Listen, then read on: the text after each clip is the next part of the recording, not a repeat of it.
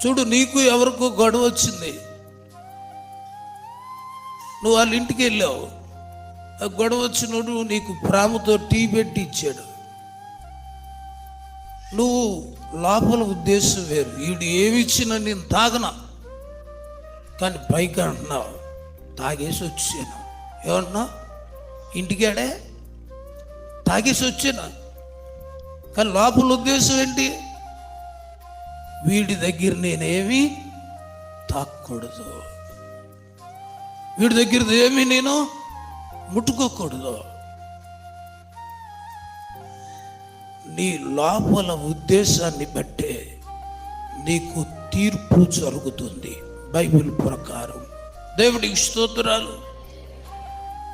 నువ్వు పైకి మంచిగా ఉంటూ లోపల నీ ఉద్దేశం డిఫరెంట్గా ఉంటే ఆ ఉద్దేశాన్నే దేవుడు చూస్తాడని